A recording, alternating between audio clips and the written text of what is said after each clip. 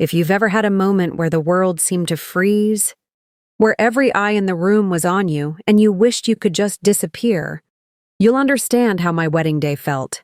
Not because of the vows, or the dress, or the music, but because of a single, battered passbook and the way my father's voice cut through the celebration like a knife. It started with the gift. My grandfather, who's always been a little eccentric, pressed a small, faded passbook into my hand just after the cake was cut. "For you, kiddo," he whispered, his eyes twinkling with a secret.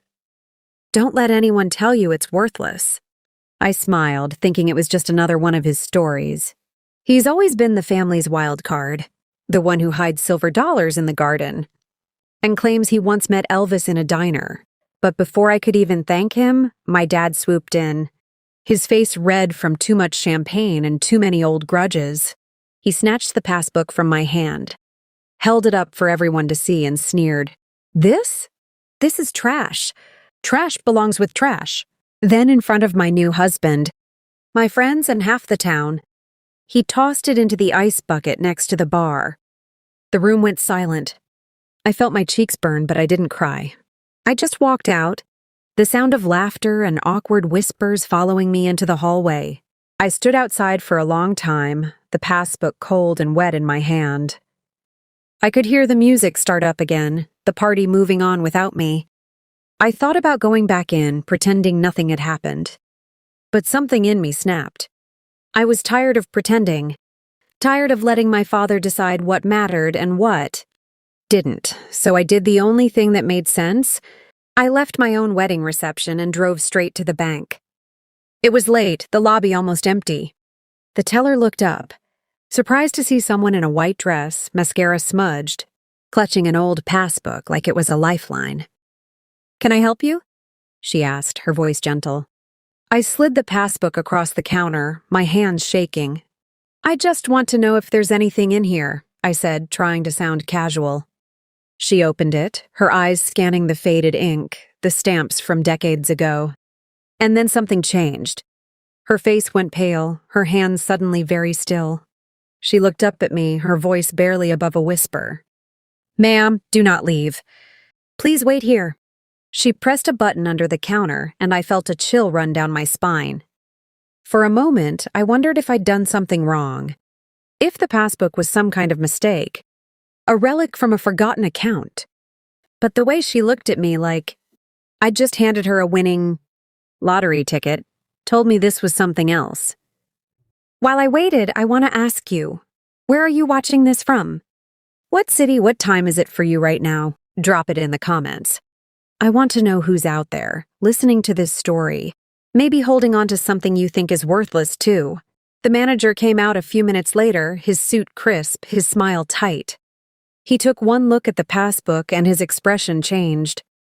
He motioned for me to follow him into his office, closing the door behind us. "Can you tell me where you got this?" he asked, his tone suddenly serious. I told him about my grandfather, about the wedding, about my father's outburst. He nodded, flipping through the pages, his fingers tracing the faded numbers. "This account hasn't been touched in over 40 years, he said. "But it's still active and, well, I think you should sit down." My heart started to race. I sat, clutching the edge of the chair, trying to steady my breathing. The manager typed something into his computer, his brow furrowing as he read the screen. "I can't give you all the details yet," he said. "But this isn't just a savings account. It's substantial. And there are notes here, legal instructions, signatures, even a sealed letter addressed to you.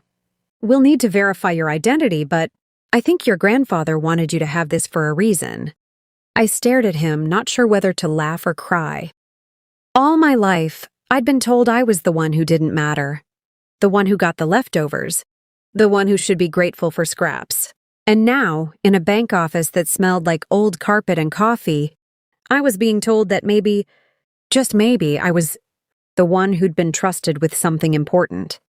The manager excused himself to make some calls, leaving me alone with my thoughts. I looked down at the passbook. The cover warped from the ice, the pages soft from years of handling. I thought about my grandfather, about the way he always winked at me when Dad wasn't looking, about the stories he told that no one else believed. I wondered what he'd hidden here, what secret he'd trusted me to find. I could hear voices in the hallway, the sound of a printer, the click of a door. I tried to piece it all together, but nothing made sense. Why would Grandpa keep this a secret? Why give it to me now on my wedding day? And what would my father say if he knew what was really inside? The manager returns, this time with a folder in his hand, and a look that's somewhere between awe and caution. He sits down across from me, glancing at the passbook as if it might vanish if he blinks. "I've spoken to our regional office," he says, his voice low. "They're sending someone from our legal department. This isn't just a dormant account. There are instructions here that require us to follow a very specific process." I nod, trying to keep my hands from shaking. My wedding dress feels tighter now, the lace scratchy against my skin. I wonder if anyone at the reception has noticed I'm gone, or if my father is still holding court, telling everyone how he saved me from Grandpa's junk. I picture him laughing, glass in hand while I sit in a bank office, waiting for strangers to decide if I'm worthy of a secret I never asked for. The manager opens the folder and slides a single sheet of paper across the desk. "This is a letter from your grandfather," he says. "It's addressed to you, and it's been in our vault for decades. We're required to witness you opening it." My heart pounds as I break the seal, the paper trembling in my hands. The letter is written in Grandpa's unmistakable scrawl, looping and bold. "If you're reading this, it means you didn't let anyone talk you out of coming here. Good. I always knew you had more backbone than the rest. This account is yours and only yours. I set it up before you were born, and I made sure no one else could touch it. Not your father. Not your uncles, not even your mother. There's more here than money, though. There's a story, and it's yours to finish. Don't let anyone tell you what you're worth. Love, Grandpa." I blink back tears, the words blurring on the page. The manager gives me a moment, then clears his throat. "We'll need to verify your ID and have you sign a few forms.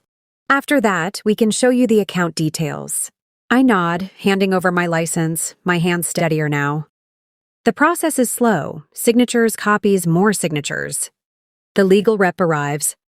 A woman in a navy suit who introduces herself as Ms. Carter. She reviews everything, her eyes sharp but kind. Finally, the manager turns his screen so I can see. "This account was opened in 1981, he says. "It's a trust, with you as the sole beneficiary. There have been regular deposits, some small, some significant. The current balance is," he pauses, double-checks the number, then writes it on a slip of paper and slides it across the desk. I stare at the number, my mind refusing to process it.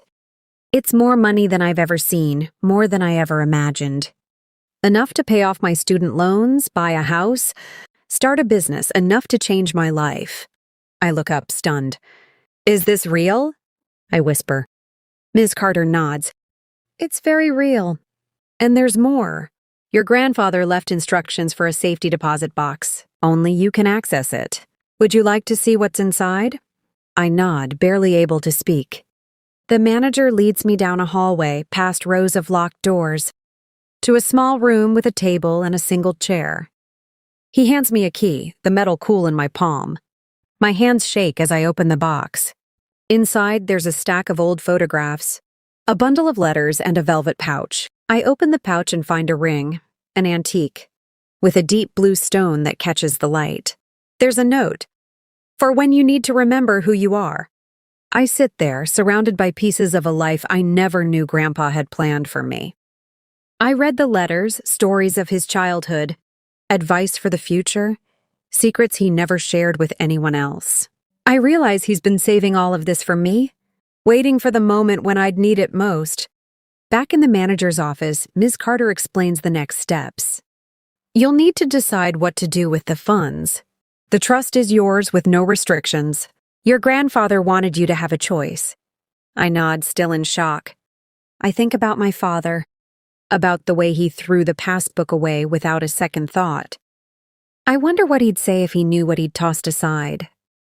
Before I leave, the manager hands me the passbook. the letters, and the ring, all carefully packed in a new envelope. "Congratulations," he says quietly. "Not everyone gets a second chance like this." I step out into the sunlight, the city buzzing around me, and for the first time all day, I feel light. I want to call someone to share the news, but I don't. Not yet. I need to let it settle to decide what comes next.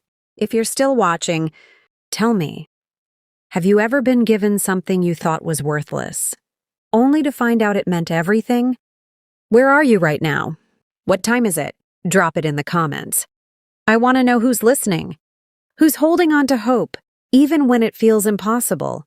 I walk back to my car, the envelope clutched to my chest, and take a deep breath. I don't know what the future holds, but I know one thing. I'm not letting anyone decide my worth ever again. I drive home with the envelope on the passenger seat, glancing at it every time I stop at a red light, half expecting it to vanish or for someone to call and say there's been a mistake. But the envelope stays, heavy with possibility. My phone buzzes with messages from friends asking where I disappeared to, and one from my father. "You embarrassed us. Don't come back until you're ready to apologize." I don't reply. I don't even feel angry. I just feel done. That night, I sit at my kitchen table. The passbook, letters, and ring spread out in front of me. I read Grandpa's words again, letting them sink in. I think about all the times I let my father's voice drown out my own. All the times I believed I was less because he said so. I slip the ring onto my finger, the blue stone catching the light, and I feel something shift inside me, a quiet, steady confidence I didn't know I had. The next morning, I call the bank and set up a meeting with their financial advisor. Ms. Carter joins us, walking me through my options. I ask questions, take notes, and for the first time, I feel in control. The advisor tells me I can use the money however I want. Travel, invest, start a business, buy a home. The possibilities are dizzying, but I don't rush. I want to do this right. A week passes. My father tries to call, then my mother, then my sister. I let the calls go to voicemail. I need space to think, to breathe, to decide who I want to be now that I'm not living in anyone's shadow. I spend my days planning, dreaming, making lists of things I want to try. I visit Grandpa's grave, leaving a single blue flower and whispering, "Thank you." One afternoon, there's a knock at my door. It's my father, looking smaller than I've ever seen him. He doesn't yell. He doesn't demand. He just stands there, hands in his pockets, eyes on the floor. "I heard about the account," he says quietly. "I didn't know." I nod, not trusting myself to speak. He looks up, his face lined with regret. "I'm sorry. I shouldn't have thrown it away. I shouldn't have. I was wrong." For a moment, I want to forgive him, to let him back in. But then I remember the ice bucket, the laughter, the way he made me feel like nothing. I shake my head. "It's not about the money," I say. "It never was. You never saw me. You never listened." He nods, tears in his eyes. "I know, I'm sorry." He leaves without another word. I close the door and lean against it, the weight of years lifting from my shoulders. I realize I don't need his approval, his apology, or his love to be whole. I have everything I need, right here in this moment.